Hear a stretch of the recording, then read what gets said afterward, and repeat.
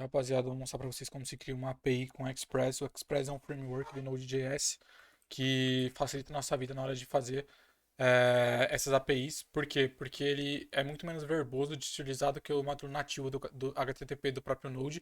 E é claro, muitas das coisas que a gente teria que fazer na mão, o Express já traz pronta pra gente. Então, o Express serve para isso. Ele tem guias bem básicos aqui no site deles. O primeiro passo que eu vou mostrar para vocês é, vamos criar um repositório para isso, né? No caso, eu vou criar esse repositório, vocês podem criar uma pasta na máquina de vocês para irem seguindo com o código. No caso, como eu vou utilizar o Gitpod, que é um editor a la VS Code, só que online, eu preciso desse repositório no GitHub. Então, eu vou chamar de Express API Video. Ele vai ser um repositório público. Eu vou adicionar um arquivo gitignore, que vai ser um gitignore do Node. E esse arquivo gitignore, obviamente, você sabe que é o Git. O Git, ele vai monitorar seus arquivos e versionar o código deles, ele versionar eles, né? Então, o gitignore vai ser um arquivo que vai listar todos os diretórios e outros arquivos que o Git vai ignorar. E o Git não vai monitorar esses arquivos. Então, esse template, ele já vem com a gente com um diretório excluindo a pasta de dependências do Node Modules, que não faz sentido a gente subir pro GitHub, beleza? E aí tem outros arquivos aqui, etc. E aí esses templates vêm do próprio Git e tal. Então eu acho que vale a pena adicionar esse gitignore. Qualquer outra coisa a mais a gente vai adicionando aqui. Então a gente criou, eu vou aqui já logado no Gitpod entrar nesse repositório. Eu vou na máquina standard, não tem necessidade de ir nas 16 GB. Enquanto ele cria, eu vou mostrar um pouco para vocês sobre os parâmetros de URLs e endpoints. Então, o que seria esses parâmetros que eu estou falando, né? Se eu conseguir ver aqui, routing. Acho que aqui em routing, aqui, route paths. Então, aqui tem alguns exemplos de paths de strings. Então, a raiz do nosso site, que é a home, vai ser na barra. Então, a gente coloca uma barra. Se a gente coloca depois da barra uma palavra, então a gente está indo naquela palavra. Ou seja, por exemplo, google.com seria aqui a home e aí estaria na barra. Se eu boto, sei lá, um about, então aí eu já estou indo para outra página. Então a gente vai podendo fazer outros tipos de identificar, né, outras maneiras de identificar as rotas. Além disso, a gente também pode definir parâmetros nas rotas. Para a gente definir parâmetros, a gente pode colocar dois pontos e o argumento que a gente vai passar, como se fosse um argumento de uma função. Então a gente tem um parâmetro aqui, dois pontos user ID. Então quando a gente acessar essa rota, barra users, e a gente colocar dois pontos user ID, a gente acessaria dessa maneira, sei lá, site.com barra users 1234, sei lá. Então aqui, esse seria o ID do usuário. Então esse ID do usuário seria esse user ID aqui, beleza? Então a gente consegue passar esses parâmetros. Além disso, a gente também pode passar informações por requisição através do body da requisição. Então a gente pode ir lá na nossa requisição, então a gente vai ter uma requisição, sei lá, get, é uma requisição HTTP, correto? Então é um HTTP, o método é o get, e aí a gente vai ter a URL que ele vai passar, a rota lá certinha e tal, blá blá blá, e a gente vai ter o body. Então no body a gente poderia ter várias informações, por exemplo, a gente poderia ter informações de um usuário, então isso aqui é em JSON, normalmente, né? Ainda mais a gente que vai desconstruir uma API REST, então é muito legal a gente seguir os padrões de JSON. Então, a gente poderia colocar nome, o nome, sei lá, Otávio. E aí a gente ia colocar outras coisas. Então, basicamente é isso. A gente pode passar informações no body, no parâmetros ou na query. A query é uma coisa diferente, porque a query também a gente passa na URL. Porém, a gente passa na URL e a gente indica isso com um sinal de interrogação. Então, seria barra que, dois pontos, isso aqui indica que vai ser uma query, sei lá. Por exemplo, se fosse para dar um search no Google, a gente colocaria na rota search, a gente colocaria uma query, que se indica com sinal de interrogação, e a gente coloca o que a gente vai pesquisar. Então a gente coloca um atributo e um valor, é chave-valor. Lembra de chave-valor que eu tinha falado para vocês? Então a gente coloca aqui a variável, que vai ser o que, e qual vai ser o valor dela. Então vai ser, sei lá, q igual a gatos. Se eu quisesse pesquisar outras coisas além disso, eu poderia colocar e. No caso aqui no Google talvez não vai servir, né? Mas se a gente fosse passar mais de um parâmetro na query, então a gente colocaria o sinal de e comercial, a gente colocaria o nome do outro da outra variável, sei lá, é, idade, e colocaria, sei lá, igual a 10, por exemplo. No caso, o Google não faz nada com essa informação, mas nossa API poderia fazer. Então, é interessante saber dessas coisas, porque é importante. Além disso, antes de começar a apresentar, falar tudo de só tacar código em vocês, eu vou falar um pouco sobre o que a gente vai usar aqui. Então a gente vai usar o Mongoose. O que é o Mongoose? O Mongoose é um ODM. A gente tem um Object Modeling do Model, Object Modeling Model. Ou é. Deixa eu ver, deixa eu lembrar, eu não lembro o que significa ODM, Acronym. ORM, Original Design Manufacturer. Database. Então, ODM é Operational Data Model. A gente tem um RM, que é Operational Relational Model, se não me engano.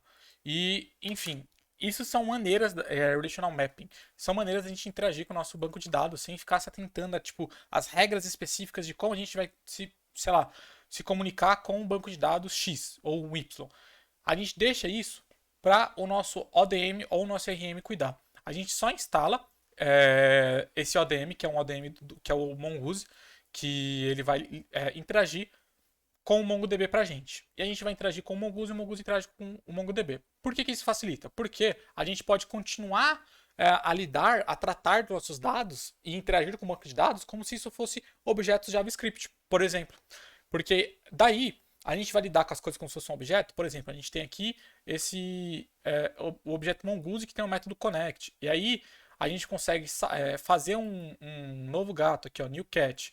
E a gente dá um método kit.save. E aí ele já salva no banco de dados. Então é muito mais fácil do que a gente usar o driver MongoDB npm.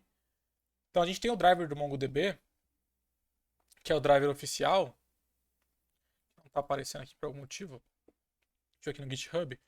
Então, esse é o driver oficial do MongoDB do Node.js para a gente conseguir interagir. E a gente vai ter tipo códigos pouco mais verbosos, né? Então, é mais fácil para a gente deixar o Mongoose cuidar de vários assuntos que a gente não precisa saber, beleza? Então, deixa que o Mongoose cuida de vários assuntos difíceis para a gente, até mesmo porque a gente não está aqui para aprender a lidar com banco de dados, a gente está aqui para aprender a criar uma API.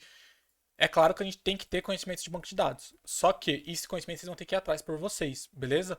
Porque eu não consigo exaustivamente listar todos os tópicos que alguém tem que abordar no back-end. Então, o que eu posso fazer é te dar um caminho. Assim como lá no começo, quando eu te mandei o roadmap SH para vocês começarem a estudar sobre o front-end, a gente tem também o back-end.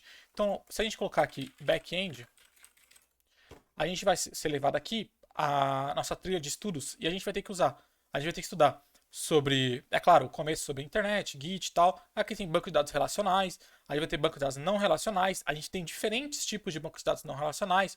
Um desses tipos são os bancos de dados de documentos, que um deles é o MongoDB, que é o que a gente está usando. E por que a gente vai escolher o MongoDB? A gente vai escolher o MongoDB porque a curva de aprendizado é menor e vocês já estão mais familiarizados com a sintaxe que ele usa. Apesar disso, esse não é o motivo principal. Por quê? Nos meus projetos pessoais, eu tento sempre praticar. Então, para praticar, eu sempre tento tentar me colocar numa situação real. Então, quando eu vou criar um projeto e eu preciso de um tipo de banco de dados, eu me pergunto, por que eu vou escolher esse banco de dados e não outro? Porém, na síntese, tem um motivo muito maior para usar o MongoDB.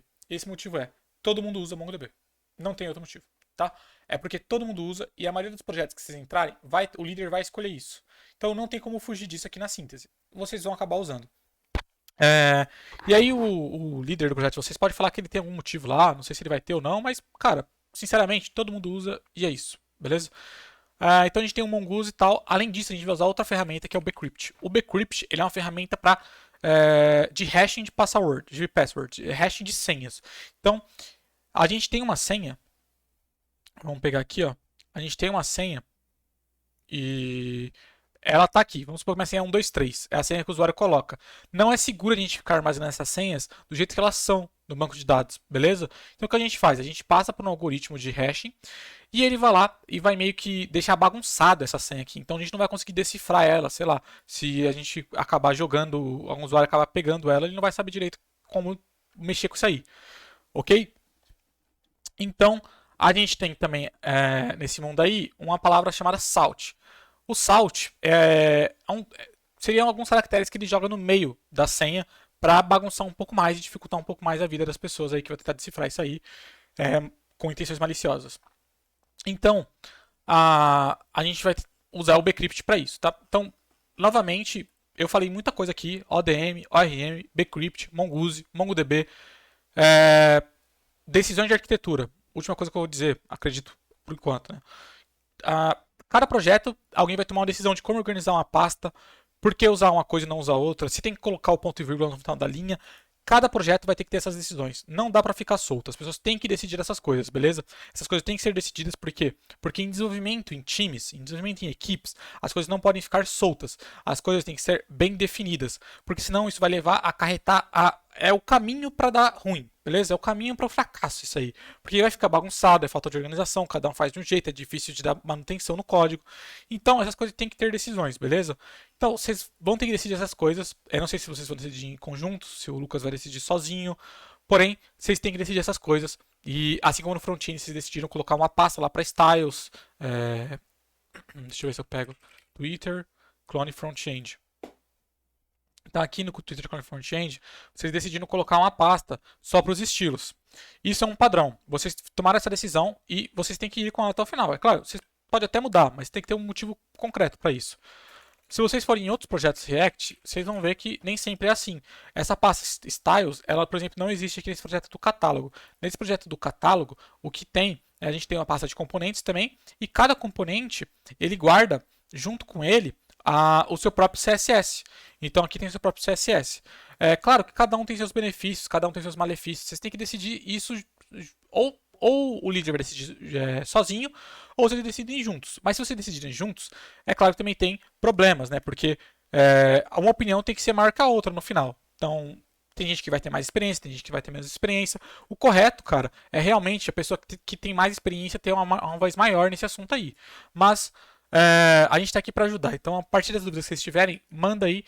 Vamos discutir isso junto, ok? As dúvidas que vocês tiverem sobre qual é a melhor arquitetura, a gente decide junto. Mas a partir do momento que o líder bate o martelo, a gente vai com isso até o final. Beleza?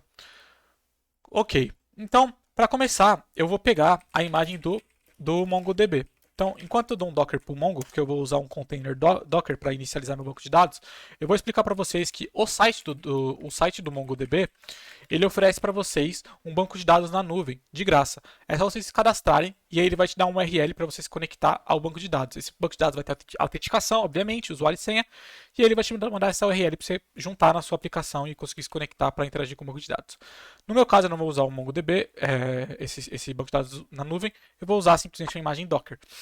Para isso, eu vou criar eu já peguei a imagem, né, do Docker Pool. Eu não preciso ficar explicando Docker para vocês. Vocês podem só copiar se vocês quiserem fazer com Docker. Vocês podem instalar diretamente o Docker aqui.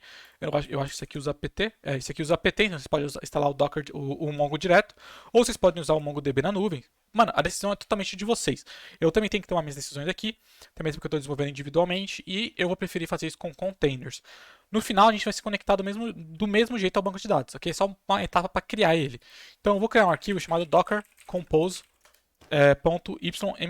Criando esse arquivo, eu tenho que passar a configuração para o Docker criar o meu container com a imagem do Mongo. Então, eu não vou me atentar nessa sintaxe e eu só vou digitar ela, né? A sintaxe aqui pode ser clara para alguns ou não, mas sinceramente não importa muito. Então, deixa eu ver como eu vou chamar. ExpressDB.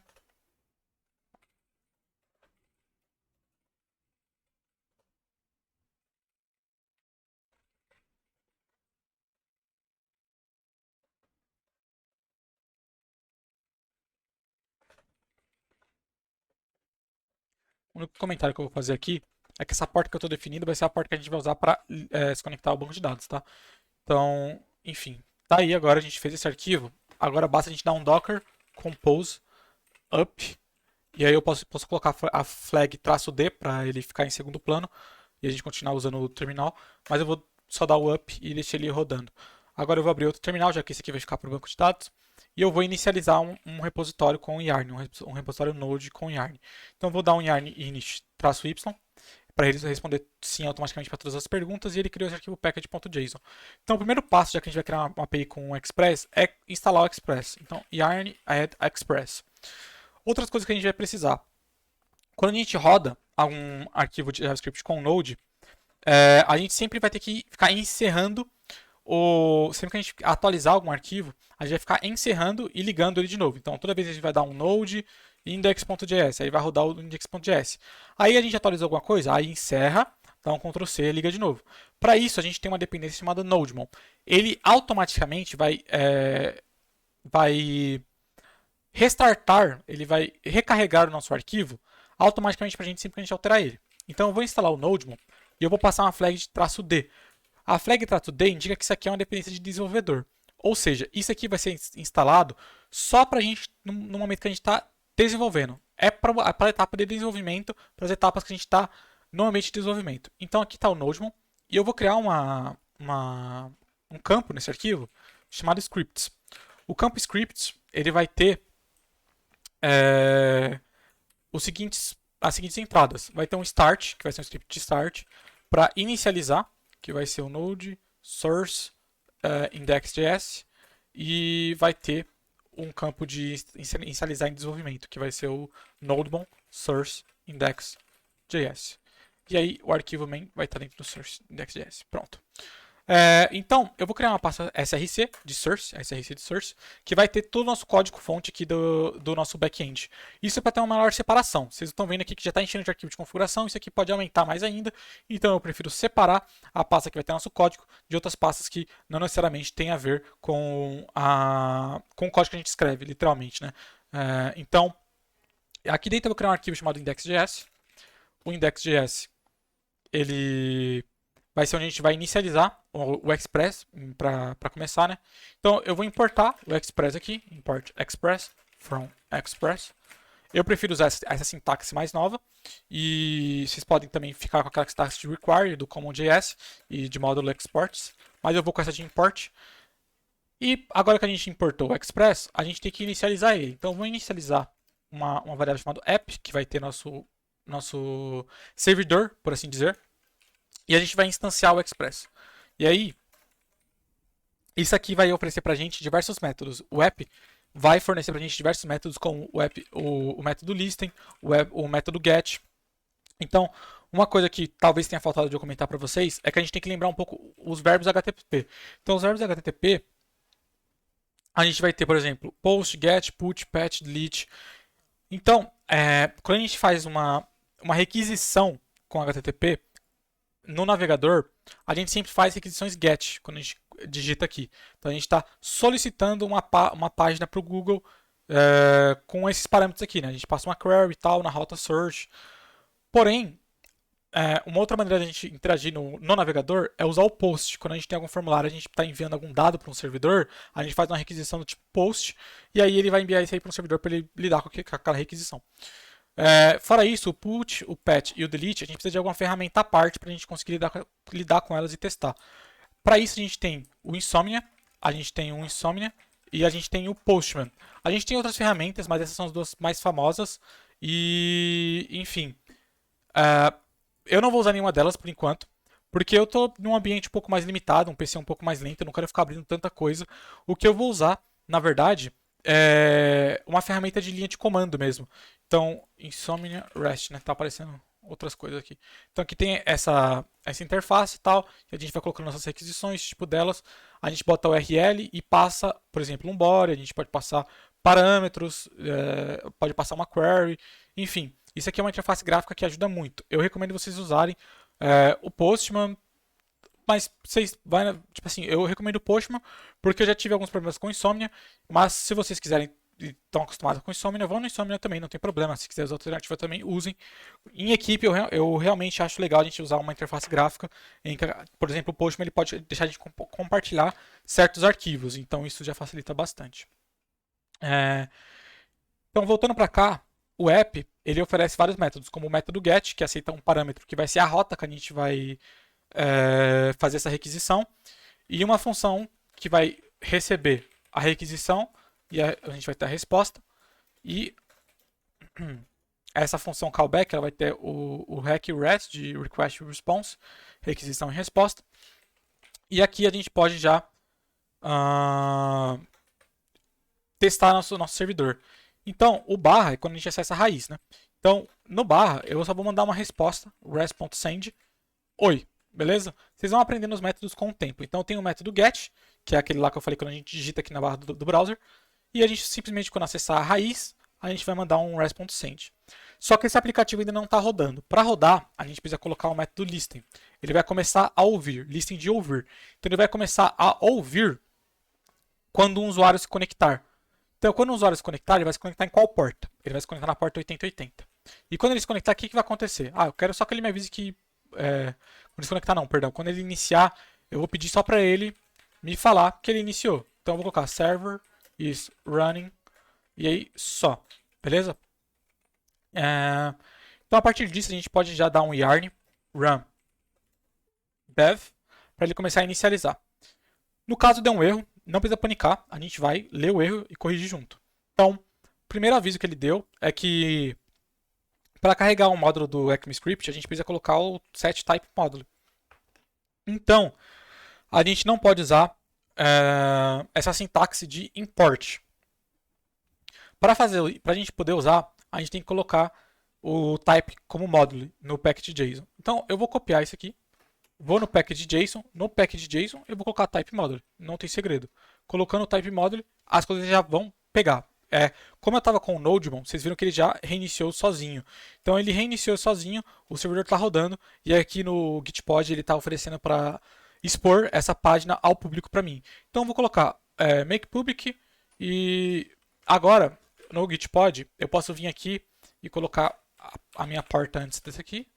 E aí eu vou acessar a URL do meu servidor. Então a URL do meu servidor é essa, na porta 8080. E como eu estou na raiz, ele me mandou um oi, que foi a mensagem que eu pedi para ele me mandar, que foi exatamente o que eu coloquei. Beleza. Então, para a gente começar a interagir com o nosso banco de dados, a gente tem que começar a pensar em como o Mongoose funciona.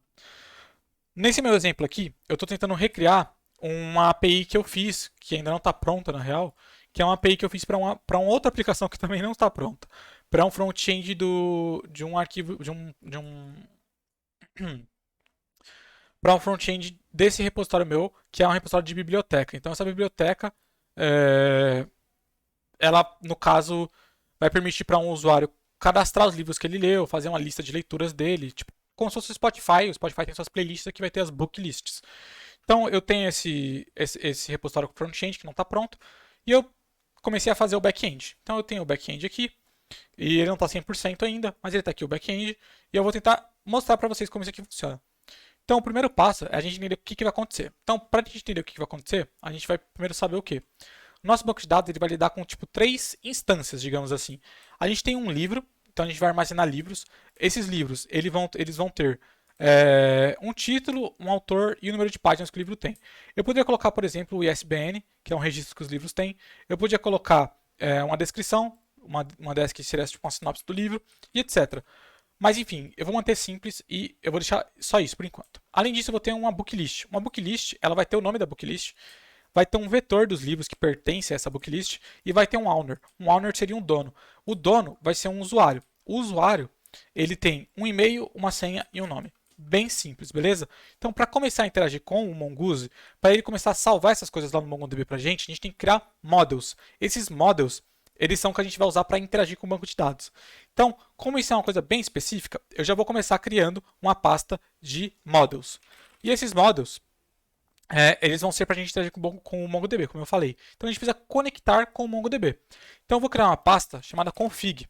Novamente, isso é uma arquitetura, é uma maneira de organizar o código, é uma padronização que eu estou decidindo por mim mesmo. Vocês podem tomar outros tipos de decisão. Vocês podem deixar os arquivos tudo soltos, vocês podem fazer da maneira que vocês quiserem. Então, eu vou criar uma pasta chamada config, que vai guardar a config do banco de dados. Então, db.js. Uma coisa interessante aqui é já apresentar para vocês uma outra dependência chamada .env. O .env funciona da seguinte maneira. Deixa eu só pausar aqui rapidinho. Voltei, rapaziada. Eu pausei que eu tô um pouco gripado e eu fui acionar isso. Então, o .env ele funciona da seguinte maneira. No nosso sistema operacional, a gente tem diversas variáveis que são ditas variáveis de ambiente. São variáveis que estão disponíveis no nosso computador. Por exemplo, aqui no terminal, eu posso ter uma variável chamada shell. Essa variável shell, ela guarda qual é o shell que eu uso aqui no meu emulador de terminal, que no caso é o bash. Então, eu tenho diversas variáveis de ambiente, correto? O Node permite a gente acessar essas variáveis de ambiente a partir desse método, do método env dentro do process. Então, o process.env, ponto, nome da variável, por exemplo, poderia usar o shell, ele permite a gente acessar a variável de ambiente. Então, o Docker, o Docker não, perdão. O MongoDB, a gente tem a URL para conectar o MongoDB. Essa URL pode ter informações muito sensíveis do usuário, informações que a gente não vai querer mandar para o GitHub, não vai querer deixar ela misturada no nosso código. Então, o que a gente faz? A gente instala o .env, então yarn .env, e isso permite para a gente criar um arquivo chamado .env aqui na raiz do nosso projeto. Esse arquivo .env, ele vai levar todas as informações sensíveis que a gente não vai querer mandar para nossos códigos. Por exemplo, a URL do nosso MongoDB. Então vou colocar MongoDB URL aqui e eu vou colocar a URL do MongoDB. MongoDB localhost 137.001.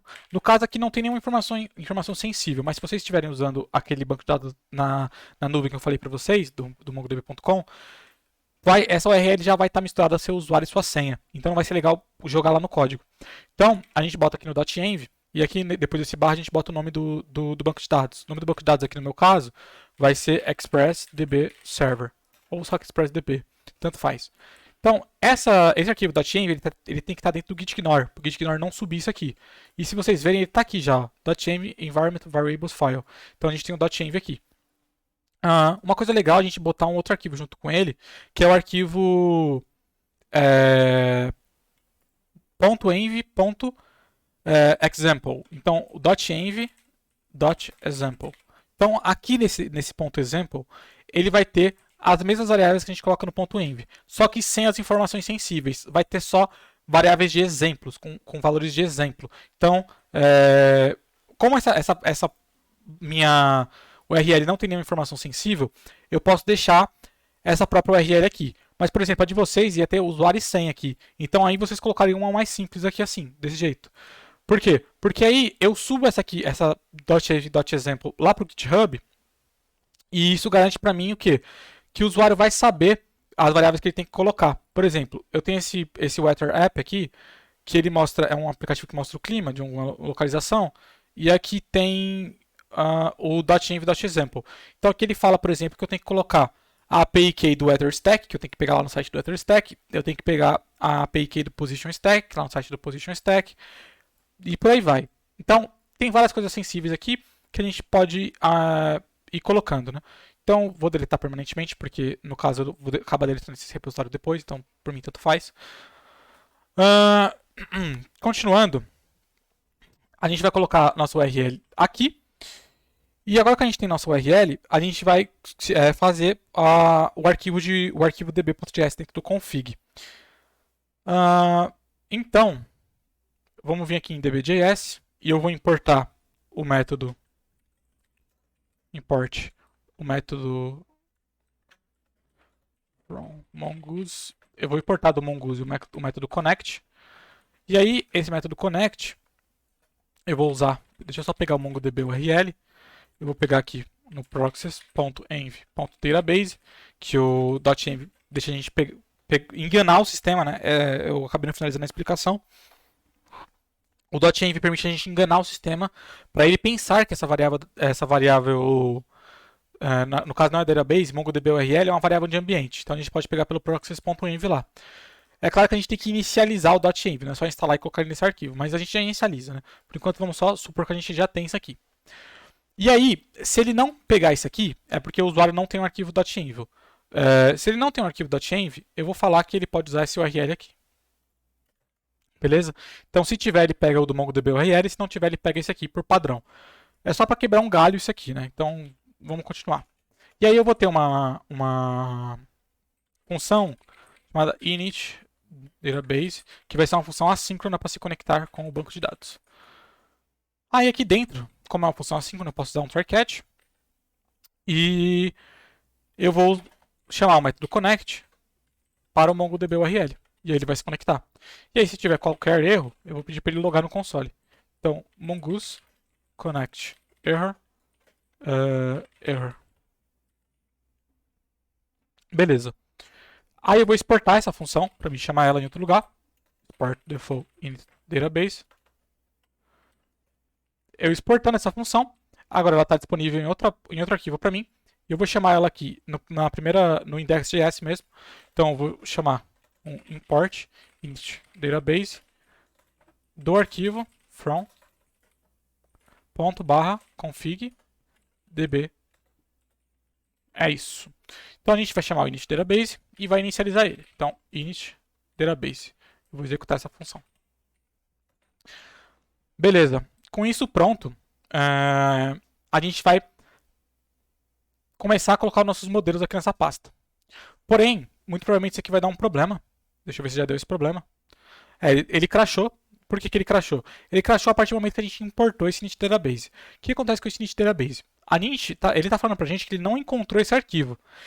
Ele não pôde encontrar o módulo dentro da pasta Workspace, Express API Video, que é essa pasta que eu estou aqui, Source, aqui a pasta Source, Config, aqui a pasta Config, DB, aqui o DB. Só que aqui é o DB.js e aqui é só o DB. Então se eu colocar a extensão, ele vai pegar. Ele até pega, no caso, né? Porém, a gente tem um problema. Deixa eu reiniciar aqui. Deixa eu ver. Config db.js. Acho que eu não sei se eu não salvei. Ah, tá. Não, a gente não conseguiu encontrar o Mongoose, né? Eu ainda não importei o Mongoose. Isso aqui já é outro erro. Então eu vou deixar instalando o Mongoose enquanto a gente corrige os outros erros. Então, yarn install Mongoose. E aí, enquanto isso, vocês vão ver que, tipo assim, quando a gente colocou o .js, os erros sumiram, beleza? Ele já executou agora que ele já achou o Mongoose. Mas se eu tirar, ele vai dar erro de novo. E eu não quero ficar colocando esse .js toda hora. Eu queria fazer que nem no React, lembra? A gente coloca aqui o DB, ele encontra a extensão do arquivo por ele mesmo. Então, para isso, a gente tem que colocar uma flag aqui no package.json, aqui no search no Nodemon, que é uma flag que fala que ele vai se virar para achar isso aí, basicamente. Né? Eu não vou ficar explicando em detalhes, mas digamos assim, ele vai se virar para achar a extensão do arquivo. Essa flag é essa aqui que eu estou digitando. Vocês podem copiar aí. Specifier resolution igual a node. E aí eu vou colocar no Nodemon também, para executar tanto em produção quanto em desenvolvimento. E a gente já pode aproveitar para adicionar mais uma flag aqui. Essa outra flag é a flag que vai inicializar o .env. Se a gente for aqui na documentação do .env, aqui no GitHub, a gente vai ver que a gente pode executar o .env usando um require tal ou importando ele, né? Cadê o exemplo de import? Tem um exemplo de import em algum lugar. Import, aqui ó, import.env, chama .env config. Uma outra maneira que eu prefiro usar é usar o preload. O preload ele vai carregar o .env junto antes dele começar a carregar nosso script. Então eu passo essa flag -r de require, quer dizer, significa que para carregar esse script eu preciso estar já carregado o .env. Então eu vou copiar isso aqui e vou carregar o .env antes de rodar meu script. E aí eu carrego o .env e ele vai estar disponível lá dentro dos meus scripts. Salvando, tá dando erro, por quê? Porque o Nodemon não entende que a gente alterou o package.json. Então eu vou ter que cancelar isso aqui, rodar de novo o yarn no rundev e agora tudo certo, tudo bonito. Então ele dá alguns warnings, mas não são erros, beleza? Você pode ler e se você quiser, mas não vai mudar muita coisa. Então, deixa eu fechar esse outro terminal, vou ficar só com esse, vou ficar só com esse aqui. Pronto. Então agora a gente pode começar realmente o desenvolvimento. Então, eu vou aqui na pasta models que eu tinha criado e vou criar um model do usuário. O model do usuário, como vocês viram, vai ter esses campos. E aí a gente vai definir ele nesse arquivo. Então, esse arquivo, a gente vai definir um esquema, porque o esquema, ele vai ser a base do model. O esquema gera o model. Então, é no esquema que a gente coloca os campos do usuário, mas é o model que a gente interage. Então, aqui nesse arquivo esquema, no arquivo model, a gente vai colocar o esquema do usuário. Então, vamos colocar um new file, user.js. Se vocês quiserem Mongoose Web Dev Simplified. Tem esse vídeo aqui de um curso, um resuminho, né, de Mongoose para quem é iniciante. E aí vocês podem estar um pouco mais experientes depois, né? Mas se vocês só tiverem interesse, né? Enfim. Então, para começo de conversa, a gente vai começar definindo o modelo do usuário. O modelo do usuário, a gente vai precisar do método schema do Mongoose. Então, eu vou importar do Mongoose o método schema. Então, o método schema do Mongoose. E o método model, que ele vai criar o model depois. Então, a primeira coisa que a gente vai fazer é criar o esquema do usuário. Então, a gente tem o user schema, que vai ser um esquema que a gente vai passar um objeto com todos os campos que nosso usuário vai ter. O primeiro campo que o usuário vai ter, como eu estava falando, é o e-mail. O e-mail ele vai ser uma string. Então a gente tem que colocar o type string. Essa informação é uma informação obrigatória de cada usuário ter. Então eu vou colocar aqui o required é true. Essa informação também, eu quero que sempre ela seja tudo minúsculo. Eu não quero que ninguém fique misturando letras maiúsculas no e-mail. Então, para o Mongoose, mandar para o MongoDB armazenar isso certinho, eu vou colocar o lowercase true, que aí ele vai colocar todas as letras não capitalizadas, beleza? Além disso, eu vou colocar um unique true. Por quê? Porque aí todo usuário vai ter um e-mail único. Não vai poder ter dois usuários com o mesmo e-mail. Beleza? Seria o que vocês conhecem como uma chave primária, né? Então, eu vou ter uma password aqui também, que vai ser também do tipo string. Eu vou ter um campo min-length. Esse min-length é só para exemplificar que uma senha tem que ter no mínimo 8 caracteres. É claro, isso aqui nem sempre funciona. Eu já encontrei erro com isso aqui, que já vi um caso que o usuário conseguiu mandar uma senha menor. Mas é aquilo, a gente sempre tem que validar nossos dados. Então, para a gente validar nossos dados, a gente também pode ir lá na documentação do Mongoose, Mongoose Validator, e a gente vai ver como que funciona para validar os dados. Então, vai ter aqui, por exemplo, um campo phone. Então, o usuário vai ter um campo telefone. E aí ele vai ter um campo chamado validate, que vai ter uma função validator. Então, essa função validator, ela vai verificar se é realmente um telefone. Então, a gente pode ir colocando essas funções de validação para sempre identificar quando o usuário vai mandar um dado corretamente ou não. Então, é sempre bom colocar camadas e camadas de proteção nessas coisas. Porque o front-end mesmo, ele vai cuidar de tratar de usuário e enviar os dados corretamente. Mas a gente no back-end também tem que considerar que isso aí também pode ser burlado. Então, novamente aqui no back-end, a gente também tem que cuidar disso de novo. Então, a gente coloca esses validators.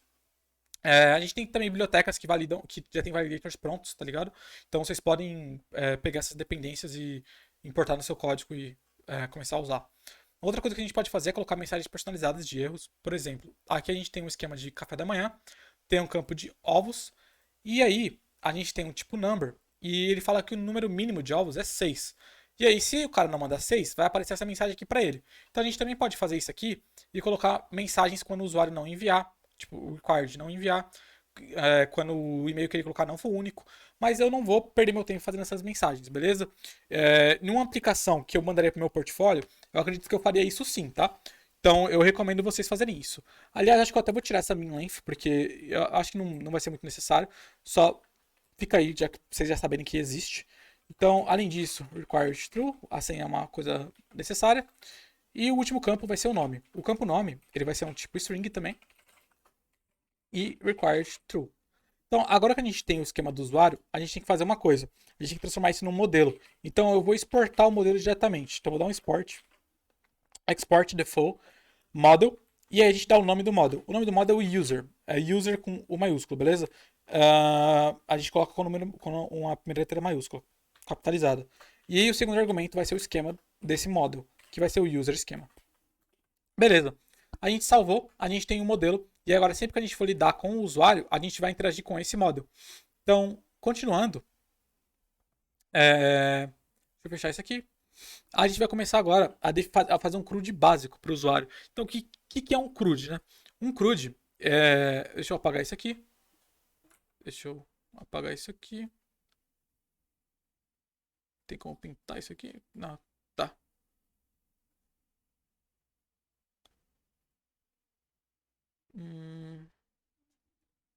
Pronto. Um CRUD, o que é um CRUD? Um CRUD, ele significa, deixa eu colocar aqui, o C é de create, então a gente tem um create, que é de criar, o R de read, que é ler, o U de update, então a gente pode atualizar um dado, e o D de delete. o delete para deletar. Então, um CRUD básico, quando a gente vê essa palavra CRUD, sabe fazer um CRUD tal, com tal linguagem ou com tal banco de dados?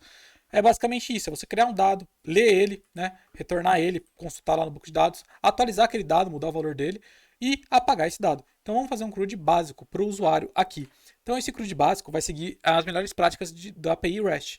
Então, novamente, você pode pausar e pesquisar o que é uma API REST, mas basicamente a gente vai seguir umas melhores práticas de uma API REST, que é o que eu espero que vocês sigam, tá? Eu acho que esse vai ser um dos poucos requisitos que eu vou pedir para vocês, porque a gente tem que ter uma padronização na API, e eu acredito que essa é uma padronização muito boa.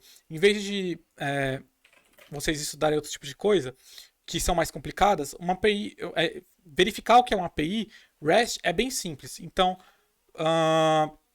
eu vou vir aqui numa API REST para vocês verem como ela funciona.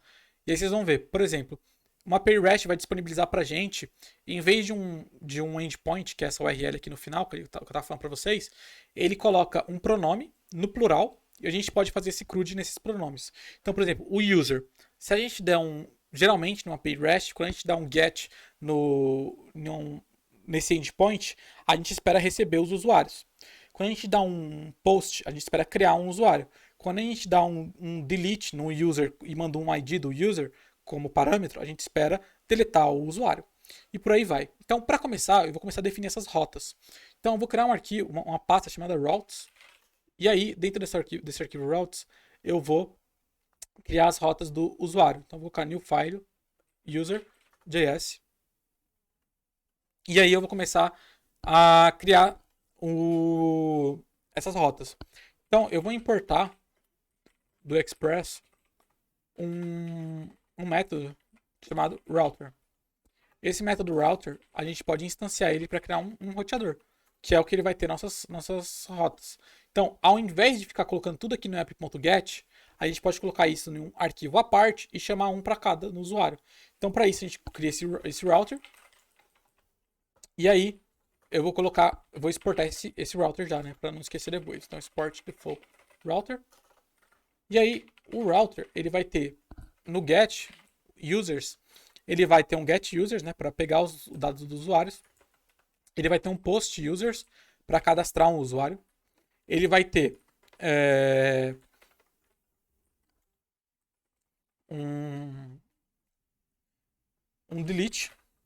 Não, ele vai ter um get no users user ID para pegar a informação de um único usuário. Além disso, ele vai ter um delete para deletar um usuário que tem esse ID. E além disso, ele vai ter um campo para atualizar. Para atualizar, a gente tem dois métodos que a gente pode atualizar. Dois métodos que a gente pode utilizar. A gente tem o put e a gente tem o patch. Eu vou usar o patch porque o patch ele é mais indicado para quando a gente vai atualizar. A gente não sabe se o usuário vai atualizar todos os campos no banco de dados ou ele vai atualizar um campo só. Por exemplo, aqui no modo do user, o user tem o quê? Um user tem um e-mail, uma password e um name. Eu não sei se o usuário vai atualizar só o e-mail, se ele vai atualizar só a password, ou se ele vai atualizar só o name, ou se ele vai atualizar 2, ou se ele vai atualizar 3.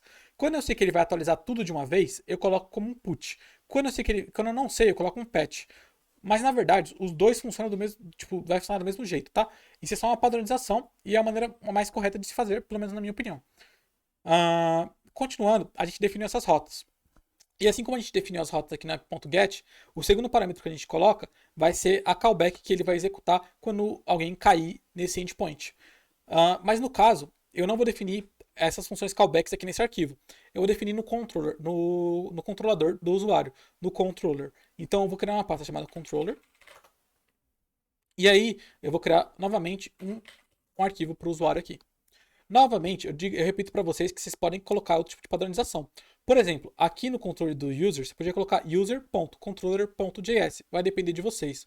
Uma outra coisa que já fica aí para você estudar é o padrão MVC, que é o padrão que eu estou seguindo aqui. Então, pelo menos é um pouco baseado nele, digamos assim. Então, eu tenho aqui o controller do usuário, que aqui vai ter todas as funções para controlar o usuário.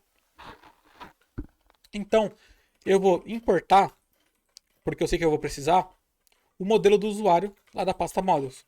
Por que eu vou importar o modelo do usuário?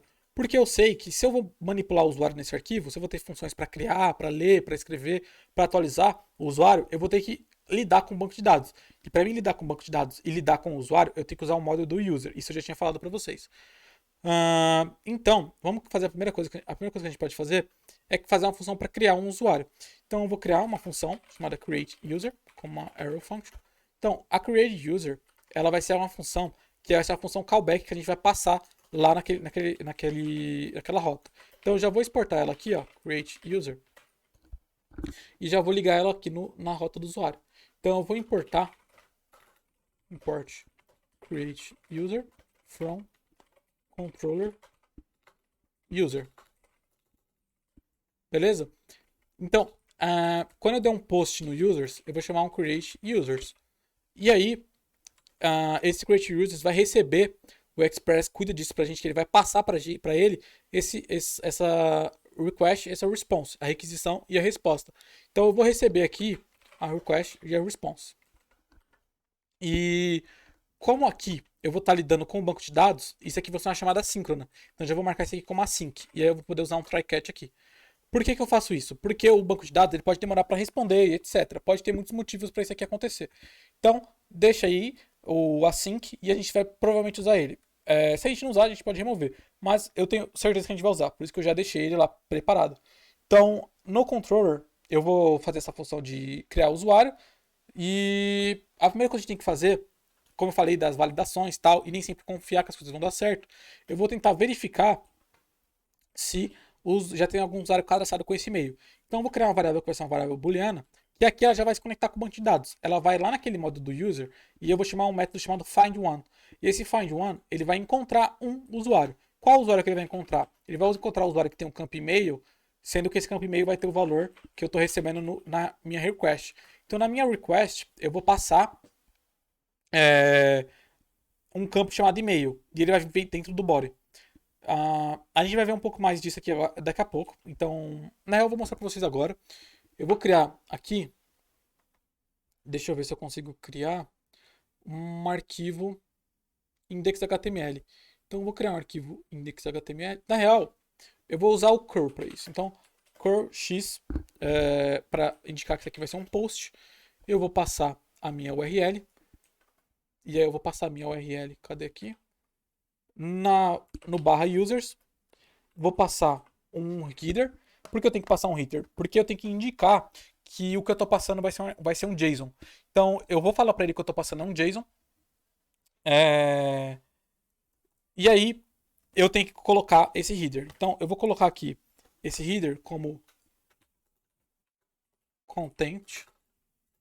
Então content type application barra JSON. Além disso, vou passar uma outra flag, que vai ser a flag -d. Essa flag -d, ela é onde a gente vai passar as nossas informações, beleza? Nosso body. Então, eu vou passar aqui um campo e-mail, que vai ser john@dou.com. Vai ser um campo password, que vai ser 123. E vai ter um campo name. Então, o campo name e vai ser John. Enviando, ele fala que a gente não pode dar um post em users. Ele retornou isso para mim aí. Então, por que isso aconteceu? Vamos tentar verificar isso. Aqui na rota do usuário, a gente definiu que quando ele dá um post, ele vai cair nisso aqui e vai executar a função createUsers. E aí eu coloco isso dentro do meu router do user. Porém, eu não uso esse router em momento algum. Então, o que eu tenho que fazer é vir aqui no meu servidor Express e falar que ele vai usar essa rota do usuário. Então eu vou colocar aqui import user router from router user. E para falar que o Express vai usar esse roteador, eu coloco um app.use. E aí eu coloco o user router. Pronto. Então agora eu posso reenviar. Talvez ele dê uma mensagem diferente. Então, qual a mensagem que ele deu?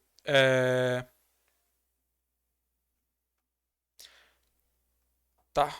Você tem que ativar o JavaScript, blá blá blá. Tá, enfim, ele deu erro aqui. Por que ele deu erro? O Gitpod provavelmente que jogou isso pra mim, o Gitpod jogou isso aqui pra mim, falando que alguma coisa deu errado. Então, ele pediu para habilitar o JavaScript para mim conseguir usar essa página, né? Então, eu não sei se isso vai dar algum problema no futuro, mas enfim, no momento, vamos só dar um console.log no meu body para ver se ele já envia alguma coisa, pelo menos. Então, vou dar um res.send para quem acessar isso aqui e falar um cadastrado, né? Vou colocar um cadastrado e vou dar um console.log para ver o que o usuário mandou no rec.body. Então, salvando isso, reenviando, ele mandou. Ele mandou please make sure. Tá. Deixa eu ver. Rec.send cadastrado. Deixa eu pensar. Tá, então vamos fazer isso de outra maneira. Em vez de usar o curl para isso, por enquanto, eu vou usar o próprio um arquivo HTML. Então eu vou criar aqui um arquivo HTML para simular um cadastro de usuário em algum tipo de rede social, algo do tipo. Então eu vou criar um formulário aqui bem rapidinho. Deixa eu colocar um form. Esse form vai ter um form action, que é para onde ele vai enviar esse formulário. No caso, eu quero que ele envie esse formulário para essa URL aqui, na aba users, e eu quero que a action dele seja, o método dele, quer dizer, seja post. Por padrão ele já é post, mas eu vou deixar isso explícito. Além disso, eu vou ter um input, o input type e-mail, um name e-mail, que é o nome do campo que aparece lá no body, e um value. Eu já vou deixar um value que vai ser o value do John Doe. Além disso, vamos colocar um password e uma senha. A password tem type password e o name password. E o valor vai ser 123. O último campo que a gente tem que adicionar é o campo nome. O campo nome vai ser um campo de tipo text. E o name vai ser name mesmo. E o nome o valor que vai estar no nome vai ser John Doe. Além disso, a gente precisa colocar um botão para o usuário conseguir clicar em submit, né? Então, submit para enviar os dados. E aí, type vai ser igual a submit. Beleza. Agora a gente tem que mandar essa página para o usuário. Para a gente mandar essa página para o usuário, eu vou vir aqui como um método temporário. E aí, quando o usuário acessar o web.get, quando o usuário acessar a raiz do nosso servidor, eu vou pedir para o Express mandar para ele esse arquivo index.html. Então, eu vou colocar um send file. E aí, eu vou colocar aqui const index file. Isso porque eu estou usando esse tipo de método porque a gente está usando a gente colocou que no nosso package.js que isso aqui é um tipo módulo. E a gente não tem acesso ao dirname e tal, e esses outros métodos. Então vamos por aqui. Então, o index.html está nessa própria pasta. Então, index.html e import meta URL. Vocês não precisam entender isso aqui, é só um teste para vocês verem que está funcionando. Vocês provavelmente vão usar o Postman para fazer esses testes, e como eu não estou usando, eu vou ter que me virar aqui. Então, send file, URL, .file, URL, to patch, indexfile.toString. E aí eu vou importar o URL aqui. Pronto. Então agora eu espero que quando o usuário carregue essa página aqui, que a root, ele caia naquele formulário HTML. Tá? Porta 8080 not found. Por que será? Então vamos tentar pensar nisso aqui. REST and file. Deixa eu voltar para isso aqui. REST send. Oi. Tá, talvez o servidor tenha parado de rodar. E deixa eu ver se apitou algum erro aqui. Beleza. Tá, então ele falou que não conseguiu achar o módulo. Opa, cannot find módulo source router user. Tá bom. User, ele não conseguiu encontrar. Por que será que ele não conseguiu encontrar? Ah, ele não conseguiu encontrar por causa da. Talvez dessa extensão aqui, que a gente já devia ter resolvido isso aqui no caso. Tá.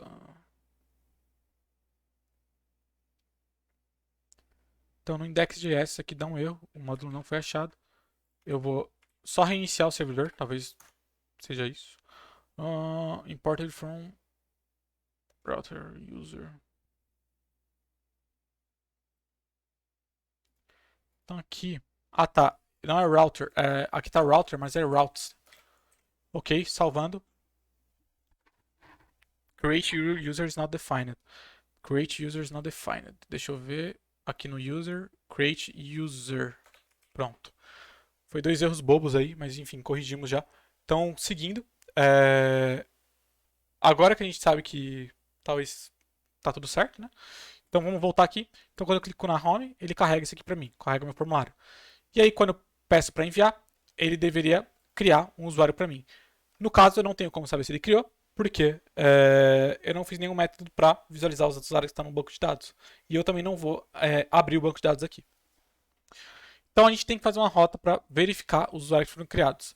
É claro que ele não foi criado, né? Até mesmo porque eu não coloquei nada aqui ainda. Porém, ele tinha que colocar pelo menos o recent cadastrado, né? Que era o que eu pedi para ele. Interessante. Esse é um defined que está mostrando aqui. É o console.log do hack.body. E eu definitivamente enviei um hack.body. Vocês estão vendo aqui, né? Por que isso não está enviando? Porque faltou a gente configurar o que a gente chama de midware. O midware são funções. Midware, Wikipedia, são funções que elas vão acontecer antes de outras funções acontecerem. Elas são intermediários, como diz aqui. Elas vão uns mediadores entre duas funções, entre duas etapas de processos, né? Então elas vão ficar no meio, elas vão interceptar certas coisas. Então a gente pode configurar midwares no Express para antes de cair em qualquer uma dessas rotas, ele conseguir transformar a nossa requisição em outras coisas. Então, por exemplo, a gente colocou esse app.userRouter, que é um midware. Ele vai passar pelo userRouter antes de vir esses aqui. Porém, o que eu quero que ele faça é que ele passe em um midware chamado app.use express.json. Porque aí ele vai converter. Ele vai colocar. É que nem o body parser antigo. Ele vai converter o corpo da minha requisição para algo compatível com JSON. Beleza? Então a gente vai conseguir utilizar isso como se fosse um objeto no próprio JavaScript. Então ele vai receber como JSON, ele pode converter para JavaScript para a gente. Além disso, a gente tem que colocar um outro midware, que é um midware para a gente conseguir aceitar formulários. Esse midware para a gente conseguir aceitar formulários é o app.use express.url encoded. E aí eu acho que tem que passar o extended aqui. Extended true. Beleza? Então aqui, isso aqui garante que a gente consegue receber os dados de formulários. Salvando, vamos voltar. Resend. Foi para cadastrados agora. E vamos ver, mandou aqui, ó. John Doe, password 123, name John Doe. Ok, configuramos aqui, então, essas duas configurações são coisas que vocês já podem deixar assim, a partir do momento que vocês criam sua API do Express. Porém, como eu estava fazendo passo a passo, eu não tinha colocado, eu tinha esquecido já. Ok, então a gente disse que foi cadastrado, mas não foi, né? Porque a gente não colocou nenhum código aqui para criar um usuário. O que a gente faz é procurar um usuário que tem esse e-mail. Então, a gente acessou o hack.body, que tem o campo e-mail, password e name, que a gente vem lá do HTML. Agora, a gente vai ver se esse usuário já existe, né? Então, iSetted, esse iSetted vai ser boolean, vai ser falso se ele não encontrar nada. Porque se ele não encontrar nada, esse aqui vai ser null ou undefined, eu não tenho certeza. Mas vai acabar sendo falso, né, para o JavaScript. Então, eu vou colocar um if iSetted. E aí, se isso aqui for verdadeiro, ou seja, se tiver alguma coisa nessa variável, algum usuário nessa variável, isso aqui não vai dar falso, vai dar true. E aí, eu quero que isso aqui retorne para mim uma mensagem de erro. Por quê? Porque já existe um usuário com esse cadastro, certo? Então eu vou colocar, na real, não vou nem dar um return, eu vou dar um throw new error e vou falar aqui uma mensagem email array exists. E aí ele vai cair aqui no catch. E aí aqui no catch, eu vou colocar um res.status.400. Então a gente sempre tem que colocar esses status. Quando é 200, ele coloca automaticamente, né? Que 200 é sucesso. Mas HTTP status code, em outras situações a gente tem que colocar. E os HTTP de status de respostas, eles têm meio que um dicionário pequenininho aqui, onde cada número é associado com algum tipo de resposta. Então o 201 é quando deu sucesso, né? Na casa do 200 sempre é sucesso. E aí o 201 é quando foi criado alguma coisa com sucesso. Então na casa do 400 é quando tem um erro do lado do cliente. E aí o erro 400 é bad request. A requisição que o cliente fez tem alguma coisa errada. Deu merda aí, então volta lá e faz direito. Então status 400, colocar, ele vai retornar JSON. Porque na API REST a gente tem que combinar que a gente sempre vai retornar o JSON. E eu vou voltar um erro para ele aqui, que vai ser um erro error. Eu não vou deixar. Acho que eu posso deixar só error aqui. sei se vai funcionar. Eu vou colocar aqui, no caso, para sempre cair no erro, só para me ver se ele vai funcionar. Então, cadastrado, error. Deu erro aqui, certinho. Volta para o settled. Pronto. Então, na real, não deu certo, né? Porque era para aparecer e-mail already exists. Então, acho que aqui teria que colocar desse jeito. Error.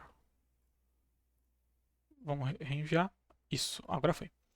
Tá, então a gente vai voltar isso aqui para o eSettled. E agora a gente vai criar realmente o nosso usuário. Então, para criar um usuário, como eu estava falando do Bcrypt, a gente tem que passar um hash na nossa senha, né?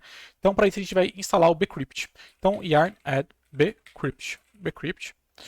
E aí, vamos lá criar o usuário. Então, se o usuário não caiu aqui no throw new error, então quer dizer que esse usuário pode ser cadastrado, não tem ninguém usando esse e-mail. Então, eu vou criar um usuário, que vai ser um new user, com os dados que tem lá no body. Além disso, aqui é a configuração do Bcrypt. Então, eu vou colocar o salt, que aqui quanto maior o número que você colocar aqui, mais ele vai demorar para autentificar o usuário. Então, eu deixo no padrão que é o 10. Se vocês quiserem saber mais sobre o Bcrypt, vão na documentação do Bcrypt. E aí que eu vou colocar um salt. Vou criar um salt, né? Que é... Primeiro eu tenho que importar o Bcrypt, na real. Né? Então, import from Bcrypt. Um salt. Não, na real, um gensalt e um hash.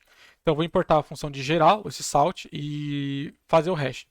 Então para gerar o salt, eu faço um gensalt, passo o número de rounds que eu quero, que vai ser 10, né? E agora eu passo a minha senha nessa função de hashing. Então eu vou alterar a senha do usuário, user password, agora vai ser igual a await hash user password. E aí, com o salt que eu tinha criado antes. Aqui eu também tenho que colocar um await, né? Porque vai ser assíncrono. E o usuário está criado. A última coisa que a gente tem que fazer é salvar o usuário. Então a gente tem que chamar o método save do usuário para salvar essas alterações que a gente fez nesse usuário. E agora, uma boa prática do REST é a gente sempre enviar as alterações que a gente acabou de fazer. Então a gente vai enviar o status 201. Status 201 foi criado com sucesso. E, além disso, a gente vai enviar o usuário que a gente criou. Pronto. Agora, quando a gente voltar aqui, se a gente der um submit, ele mandou de volta o usuário pra gente. Uma coisa que não é tão interessante é a gente ficar enviando essa password do usuário, beleza? E nem precisa enviar esse traço V. O ID talvez a gente até precise enquanto a gente está no desenvolvimento aqui. Então, para a gente parar de ficar enviando essas informações dos usuários, tanto nessa função que a gente acabou de criar, como em outras, por exemplo, a gente tem a função de pegar dados de um usuário, a gente tem a função de pegar dados de todos os usuários, para a gente não ficar enviando esses dados, a gente vai lá no model do usuário e a gente vai fazer uma função que a gente vai fazer um método, na verdade, que é um método que está no esquema do usuário. Então, no método do esquema do usuário, a gente vai definir um dos métodos dele. Métodos. O método to JSON, para o JSON. Então, quando a gente mandar para JSON, ele vai passar por aqui. Então, a gente vai bindar isso aqui, já que não é arrow function, por isso. E vamos converter o objeto para toObject. Isso aqui, na real, pode dar um this que eu acho que dá tudo certo, mas fica mais legível desse jeito, né? No caso, o this, nesse caso, é o user. Então, agora eu vou dar um delete. Agora eu vou deletar os campos que eu não quero enviar para o usuário. Então, no user object, eu vou deletar o campo password. Eu não quero ficar enviando a senha do usuário. Eu não quero ficar enviando esse "-v", que é algo que o próprio Mongoose adiciona. E futuramente eu não vou querer ficar adicionando também o ID. Por enquanto a gente vai querer, mas depois não. Então eu vou deixar comentado. E aí eu retorno o user object. Beleza, tudo certo aqui. Se eu carregar de novo, no caso não vai acontecer nada, né? Porque ele vai criar de novo e já existe. O e-mail já existe. Tá, então por enquanto vamos fazer o próximo método de verificar informações de todos os usuários cadastrados. Tá, então vamos ali no controller de novo. E vamos colocar uma função. Eu vou copiar esse método de create user e eu vou apagar só essa primeira parte aqui. Então, list users ou get users. Na real, isso aqui também não vai precisar, né? Acho que não vai precisar. E aí eu vou pegar todos os usuários. Para pegar todos os usuários, eu coloco só find. Então, eu coloco o método find e aí eu vou pegar todos os usuários numa variável chamada users. E aí aqui eu só envio isso aqui para os usuários que pediram, né? Solicitaram. Então eu envio os users. Beleza, eu tenho get users, vou exportar essa função. Exporta a função get users. Vou lá no meu arquivo routes. Coloco a função que eu acabei de criar. E eu chamo ela quando o cara dá um get no barra users. Então, quando eu der um get aqui, ó, no caso, eu vou ter que chamar aqui. Aí ele me dá todos os usuários. E aí ele já não está mostrando para mim a senha e aquele traço V. Então ele me dá um vetor falando que só tem um usuário, que é esse aqui, que tem esse ID. Agora eu quero pegar informações de só um usuário. Eu não quero um vetor. Eu quero pegar informações de só um usuário. Então eu vou vir aqui. Eu vou copiar isso aqui. Cara, desenvolver é isso, mano. É um copy-paste fudido. Então, vambora. Eu vou colocar get user agora. E aí, eu vou colocar o seguinte. Eu vou colocar get user find one, onde o ID dele vai ser o ID que eu vou receber no parâmetro da rota. Então aqui eu estou passando o user ID aqui, eu vou pegar ele aqui em um campo chamado params. E então esse parâmetro, qual é o nome dele? O nome que eu botei lá, que é o user ID. Então eu vou procurar um ID, underline ID no caso, e se eu não achar, é porque o usuário não existe, né? Então eu vou colocar o seguinte: se eu não achar, eu vou dar um return res.status 404 JSON error. E aí eu vou colocar a mensagem de erro aqui, que vai ser user not found. Beleza? Se eu achar, eu vou enviar de volta para o usuário. Então, se eu achar, eu vou fazer o seguinte: eu vou pegar e vou mandar um status 200. Aqui é status 200, né? Set create user. Deixa eu ver. Aqui é status 200. 200. Pronto. E se eu achar o usuário, eu envio de volta para eles. Então, aqui não é users, é user. E aí eu envio de volta para ele. Então, para testar, eu vou pegar esse ID do usuário e vou colocar ele aqui na URL. Cannot get users. Deu erro. Então, vamos ver o que deu erro. Tá? O que deu erro é que eu não exportei a função ainda, né? Então, get user. Eu vou lá no meu arquivo routes, vou importar o get user e vou colocar ele aqui no get. Em teoria, agora poderia ir, né? Users is not defined. Agora vamos ter que dar uma debugada aqui para ver o que deu errado. Então, tá, já achei. Não precisou.